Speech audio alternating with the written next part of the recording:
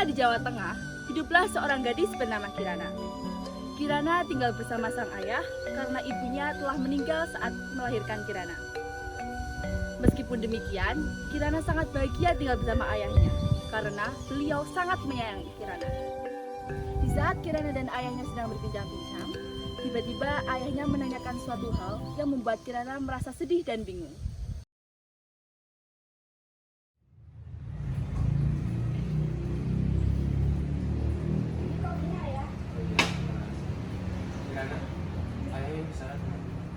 Ada apa ya? Jadi begini Kirana, ayah ingin menikah lagi. Menurutmu bagaimana? Ayah ingin bekerja di kota, tapi tidak tega meninggalkanmu sendirian di sini. Oh, bukankah ayah sudah berjanji tidak akan menikah lagi? Itu memang benar, tapi ini semua demi kebaikanmu sayang. Baiklah, kalau itu kemauan ayah. Aku tidak akan memaksa ayah. Aku juga ingin melihat ayah bahagia. Baiklah. Jadi ayah akan menikahi seorang wanita yang ayah temui di kota. Dia bernama Batari. Dia juga memiliki 2 orang gadis yang seumuran denganmu. Ayah akan mengenalkannya kepadamu. Pasti kamu akan senang. Oh, benarkah ayah? Kalau gitu, aku tidak akan kesepian lagi. Terima kasih ayah. Beberapa hari kemudian, ayah Kirana pergi ke kota untuk menikah dengan Batari. Setelah itu, ayah Kirana dan Batari pulang ke desa untuk tinggal bersama Kirana. Kejutan, ayah membawa hadiah untukmu sayang. Ini wanita yang ayah ceritakan padamu. Mulai sekarang, kamu manggil dia ibu ya sayang. Halo sayang. Dan ini 2 saudarimu mulai sekarang. Halo Kirana, aku Kinasi. Halo Kirana, aku Kartika. Aku harap kita bisa akrab dan selalu rukun. Baiklah. Hari-hari pun berlalu. Sudah 2 minggu Batari dan anak-anaknya tinggal di desa tersebut. Namun lama-kelamaan sifat asli mereka mulai muncul. Batari tidak pernah memasak untuk keluarganya. Kartika dan Kinasi juga tidak pernah membantu Kirana untuk mengerjakan pekerjaan rumah.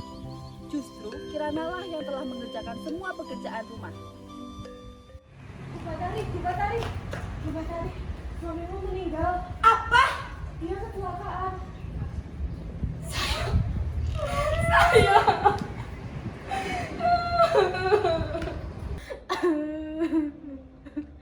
Kenapa semua orang yang menyayangiku pergi meninggalkanku? Akhirnya kita bebas menguasai rumah ini, Bu. Betul sayang, akhirnya kita bebas dari situ. Apakah itu? Bu, apakah kita harus berpesta untuk merayakan ini? Ide bagus. Yang keras dong. Bu, aku juga mau dipijitin. Heh, Bika Bu, dengar nggak Kinasi ngomong? Iya, Bu.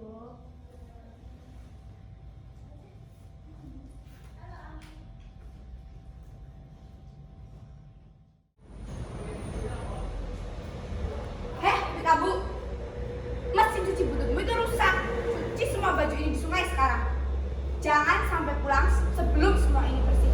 Oh ya, ingat satu lagi. Jangan sampai baju kesayangan aku hanyut di sungai. Awas kalau hanyut. Semenjak ayahku meninggal, keluargaku tidak harmonis lagi. Mengapa bisa begitu? Kukira ibuku sangat baik, namun ternyata dia sangat jahat. Yang sabar ya.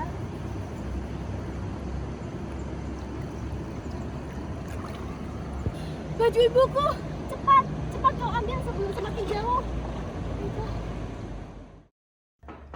Kirana akhirnya kembali ke rumah dan melapor kepada ibu tirinya. Ibunya sangat marah. Maaf ibu, baju kesayangan ibu hanyut. Dasar bodoh, baju kesayangan ibu itu sangat mahal. Apakah kamu mampu menggantinya? Cepat cari ke sungai dan jangan sampai pulang kalau belum ketemu. Baik ibu.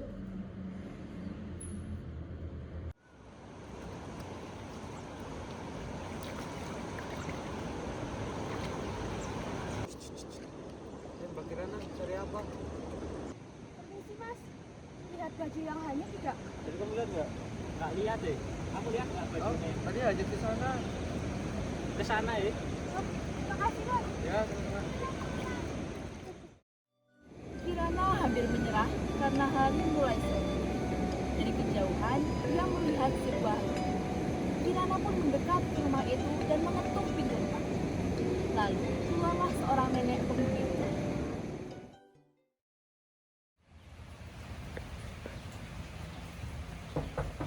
Permisi. Ada apa dari sana? Aku sedang mencari baju ibuku yang hilang. Apakah nenek melihatnya? Sepertinya saat aku mengambil air tadi, aku menemukan sebuah baju. Tentu saja itu milik ibuku. Mari masuk. Sudah aku ambil.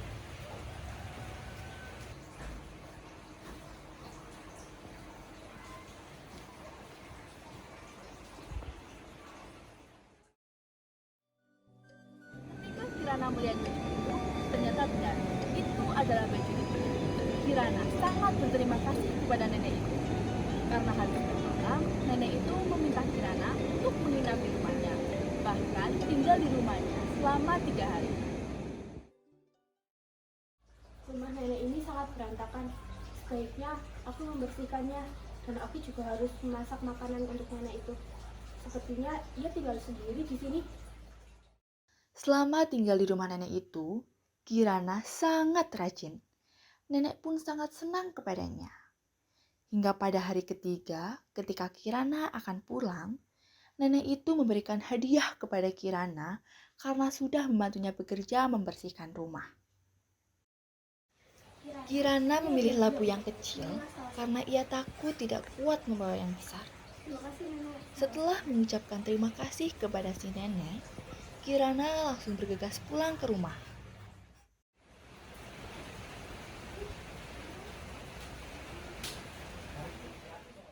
Wah, Setibanya ia di rumah, Kirana pun membuka bingkisan tersebut. Ia sangat terkejut karena di dalamnya berisi intan permata dan berlian yang sangat banyak.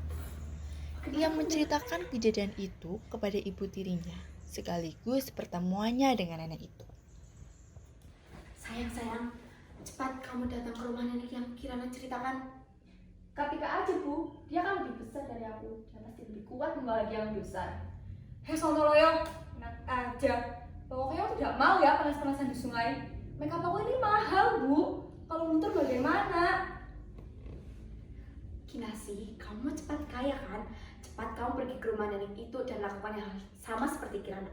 Baiklah, Bu. Oh ya, ingat. Kamu harus bawa hadiah yang lebih besar dari Kirana. Pasti di situ banyak perhiasan. Kinasi pergi ke rumah nenek itu dan tinggal bersamanya selama 3 hari. Namun, sifat Kinasi dan Kirana sangat berbeda. Kinasi ini sangat pemalas. Kinasi tidak pernah membantu pekerjaan nenek. Kerjaannya hanya bersolek dan tidur. Akhirnya, karena merasa kesal, setelah 3 hari, nenek menyuruh Kinasi pulang tanpa memberi hadiah kepada Kinasi. Hei nenek tua, bukannya kamu seharusnya memberi itu hadiah?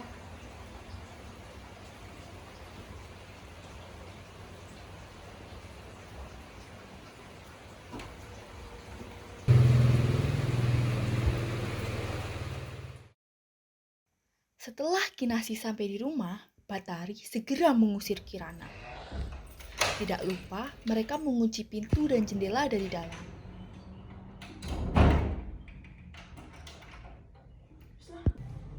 Bu, kita akan kaya raya, Bu. Benar sayang, kau memang anak kesayangan ibu. Bu, aku sudah bukan anak kesayangan lagi. Cukup. Ini bukan waktunya untuk membicarakan itu. Ayo kita buka hadiah Namun ini. ternyata yang keluar dari hadiah tersebut bukanlah intan permata yang mereka bayangkan, melainkan ratusan dan puluhan kelabang, kalajengking, dan ular berbisa. Ratusan ekor binatang berbisa itu menyerang mereka. Mereka pun mati digigit oleh binatang-binatang berbisa itu akibat terlalu tamak. Pesan moral yang dapat kita ambil adalah kita tidak boleh tamak dan harus berbuat baik. Karena jika seseorang berbuat baik, Tuhan akan senantiasa menolong mereka. Jika seseorang berbuat buruk, pun Tuhan akan membalas perbuatan